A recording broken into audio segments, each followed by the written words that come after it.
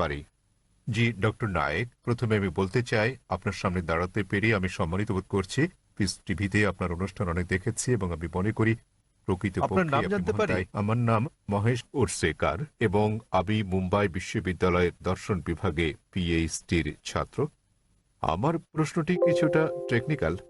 আমি জানতে চাই ইসলাম ধর্মে আত্মার ধারণাটি কি? আপনি জানেন ভারতীয় দর্শনে আত্মা ও মনকে আলাদা ধরা হয়েছে, অথচ পাশ্চাত্য দর্শনে আত্মা ও মনকে অভিন্ন বিবেচনা করা হয়। তাই আমার প্রথম প্রশ্ন হচ্ছে, ইসলামে আত্মার ধারণাটি কি?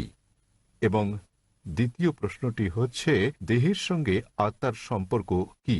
আপনার জানার মতে মৃত্যুর পর আত্মা দেহ ত্যাগ করে কিনা, এবং আপনার জানা এ জাতীয় অন্যান্য তথ্য। তাহলে এটি একটি দুই অংশ বিশিষ্ট প্রশ্ন। আত্মার ধারণাটি কি, দেহের সঙ্গে আত্মার সম্পর্ক, এবং মৃত্যুর পর আত্মার কি হয়? ধন্যবাদ।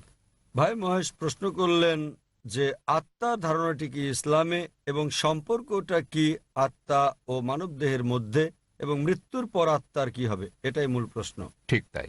যতদূর পর্যন্ত আত্মার সংশ্লিষ্টতা রয়েছে তাতে আত্মা হচ্ছে মানবদেহের নির্যাস। আল্লাহ সুবহানাহু ওয়া তাআলার অন্যান্য সৃষ্টির তুলনায় মূল গুরুত্বপূর্ণ বিষয় এটা। সর্বশক্তিমান ঈশ্বরের সৃষ্টি, মানুষের সঙ্গে তাদের বড় ধরনের পার্থক্য হচ্ছে এই আত্মা, এবং এটাই হচ্ছে সারাংশ যা একজন ব্যক্তির মৃত্যুর পরও থেকে যাবে। পরে এটা আলোচনা করব। বিজ্ঞানের যতটুকু সংশ্লিষ্টতা রয়েছে তাতে বিজ্ঞান আত্মা নিয়ে কথা বলে না।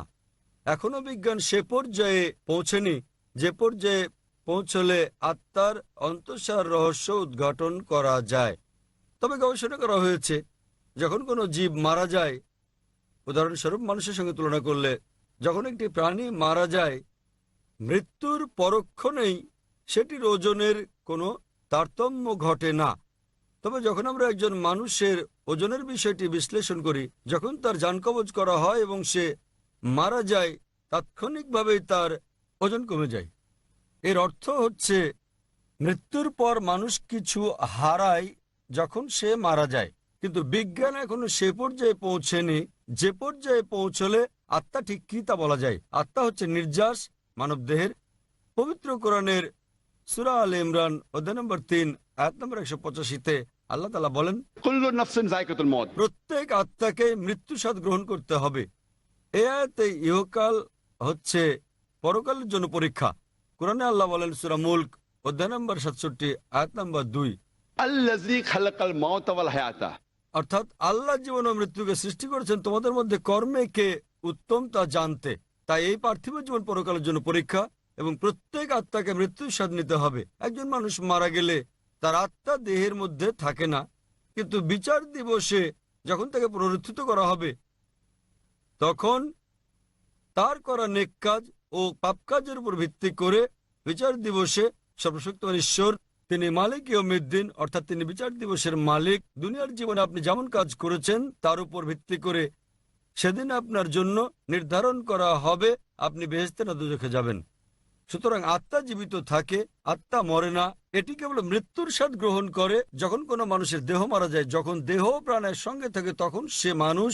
তবে পরকালে সম্পূর্ণ নতুন একটা দেহ দেওয়া হবে এবং আত্মা বেঁচে থাকবে, এবং তখন এই জীবনের পরীক্ষার ফলাফলের উপর ভিত্তি করে বেহেশত দোজখ দেওয়া হবে। আশা করি উত্তরটা আপনি পেয়েছেন। আত্মা আর মন কি অনুরূপ? ভাই প্রশ্ন করলেন আত্মা আর মন কি অনুরূপ? না।